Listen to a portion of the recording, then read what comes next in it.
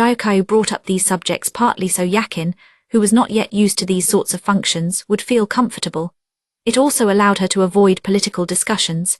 The main objective today was not to strengthen her ties with these women. In fact, she had gone out of her way to invite well-heeled wives who did not display too much ambition. Over the past several months, Yakin had begun to open up to Gyokao. As Gyokao had suspected, she was adopted, not her half-brother's blood child. He must have decided that the emperor's choice of Gyokao as his empress showed that the ruler had a thing for exotic-looking women. Gyokao could only laugh. The emperor was not a man who would choose his empress for her looks alone.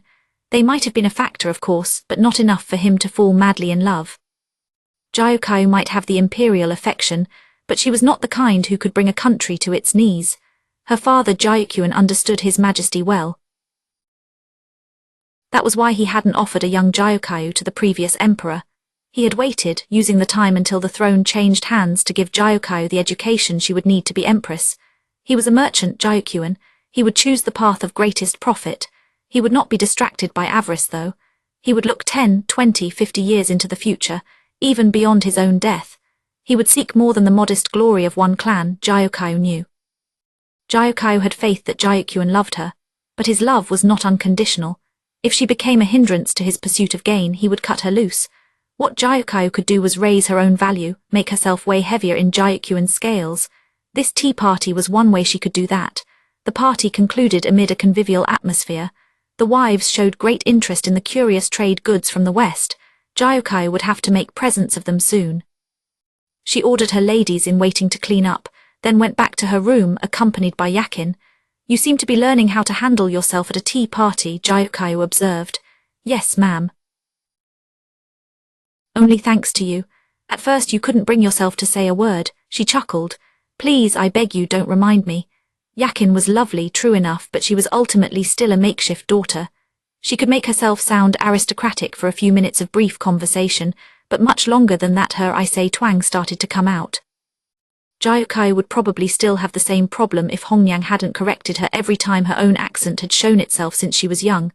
The accent made Yakin less than suitable for tea parties. In the end, she had been offered up for one purpose: to gain the romantic interest of the nobility. "Lady Gyokao, may I ask you something?" Yakin said. "Go ahead. How fares I say province now?" The young woman couldn't hide her anxiety. "Why do you ask? Does something there worry you?" Gyokao asked bluntly. After a second, Yakin replied, "The bugs must be coming soon. I fear for the crop." She was a very direct young woman, kind at heart, and a quick study. Gyokao sympathized with her. It had been 10 days or so before that Yakin had opened up to Gyokao about her real parents, a subject she had no doubt intended to keep strictly to herself.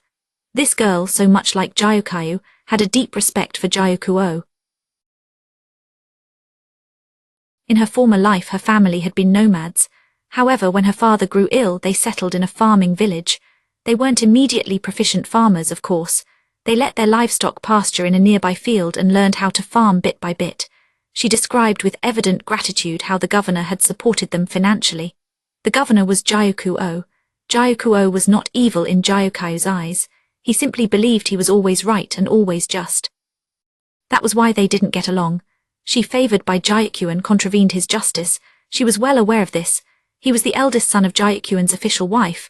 If he looked down on a girl born later to a concubine, that was hardly unique to Isei province. Most men in Li would have done the same. No, what bothered Gyokao was how Gyokao denigrated her appearance.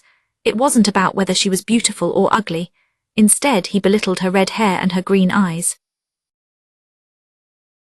He was a merchant's son, the one who was supposed to help the Western capital flourish as a nexus of trade in the future. It wasn't the best vocation for a xenophobe. Gyokuen's policy was generally to be a good neighbor to foreigners. Gyokao didn't understand how Gyokao could respect their father so much while turning his back on one of his most important teachings. This was the man Yakin so deeply admired. Some years before, she had been forced to sell herself because of a bad harvest. Selling a daughter was hardly unheard of. Women were just another commodity in poor households. She'd begun to work as a prostitute. This was the situation from which Gyokao had plucked Yakin, adopting her as his daughter. It was a beautiful story, Gyokao thought. She chose not to say what was behind it. She would not tell Yakin the truth of the matter. She believed it was part of her strength that she did not undermine the girl. I certainly think we can expect to hear something from the Western capital soon. I'll tell you the moment I learn anything, Gyokao said. Then she pulled a hair stick from Yakin's hair. Feeling her head get lighter, Yakin let out a breath. Now get changed and let's start on our studies. Learning is the most important thing you can do to be of help to my honored brother. Yes, ma'am. Yakin was obedient, a good girl. She respected Gyokao and worried even for the family who had sold her. They had no doubt received more than enough silver to live on from Gyokao to keep their mouths shut. As Yakin left the room to go change, Hakuyu entered holding a crumpled piece of paper. Lady Gyokao, she said. She gave Gyokao the paper, which had been folded and twisted so it could travel by pigeon. This particular missive seemed to have been treated even more roughly than usual. Gyokao looked at the bird, wondering if it was the one the Moon Prince normally used, but no. This message had come from someone other than His Majesty's younger brother. Is this? Yes, ma'am. Hakuyu had read it already, it seemed.